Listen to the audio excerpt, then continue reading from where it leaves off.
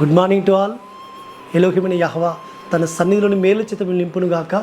ఆయన కృపాక్షను మీకు తోడుగా ఉంచి మీ ప్రయాణంలో మీ పనులలో ఆయన తోడుగా ఉండి ఆయన మిమ్మల్ని ఆశీర్వదించునుగాక. తన క్షేమం మీకు అనుగ్రహించునుగాక.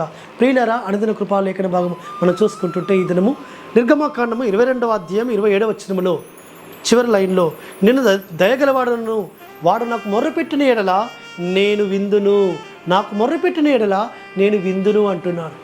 ఎవరు మొరపెడితే?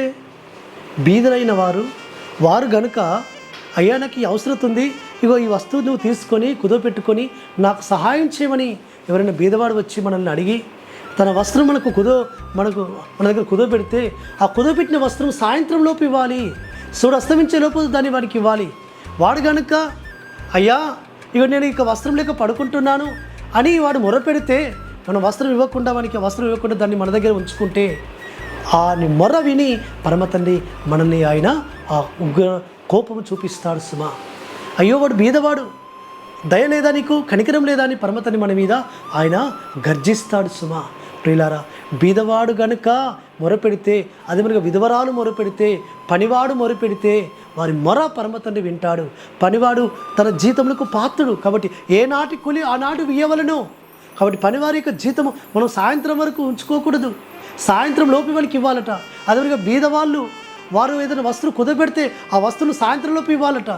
అదే మాదిరిగా విధవరాలు యొక్క ఏదైనా స్థితిని బట్టి మనం సహాయం చేయకపోతే, వారు అవసరతలో ఉన్నారు, వారు అవసరతలో ఉండి కూడా గుర్తిని కూడా మనం మేలు చేయదైన స్థితిలో ఉండి కూడా వారికి మేలు చేయకపోతే, వారు అవసరత తీర్చడానికి మన యొక్క ధనము ఉపయోగించకపోతే, వారు మొరపెడితే వారు మొర వింటాడు పరమ తండ్రి.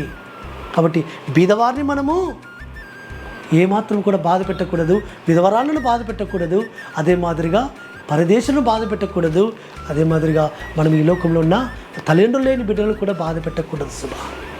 వారు మొరపెడితే వారి మొర వింటాడు, వారి మొర విని ఆలకించి మనల్ని ఆ పరమ తండ్రి ఆ యొక్క స్థితిలోనికి పంపిస్తాడు. ప్రియులారా, జాగ్రత్తగా ఉండాలి. ప్రతి విషయంలో ఏ ఒక్క మనిషిని యొక్క హృదయాన్ని మనం బాధ పెట్టకూడదు. బాధ పెట్టిమా వాడు కనుక ఒకరు మొర పెడితే వాడు కన్నీరు కారిస్తే ఆ కన్నీళ్ళు చూస్తాడు, వారి మొర వింటాడు, మన మీద పరమ తండ్రి గురిత కుమ్మరిస్తాడు. ఇది ధర్మం, ఇది లేఖనంలో సెలవిచ్చాడు పరమ తండ్రి. కాబట్టి ఎవరిని బాధ పెట్టకూడదు, ఎవరి వస్తువును తీసుకోకూడదు. కుదవ తీసుకున్న వస్తువు సాయంత్రంలోపు ఇవ్వాలి. బీదవాణి యొక్క కప్పుకునే వస్త్రం అదే, అది వాడు కప్పుకుంటాడు కదా. కాబట్టి పరమతండ్రి దయగలవాడు, ఆయన కనికర గలవాడు. ఆయన ఏ విధంగా కనికర కలిగిన ఉన్నాడో మనం కూడా అటు విధంగా కనికర కలిగిన వారంగా ఉంటే, దయ కలిగిన వారం ఉంటే ఆయన దయ మన మీద చూపిస్తాడు.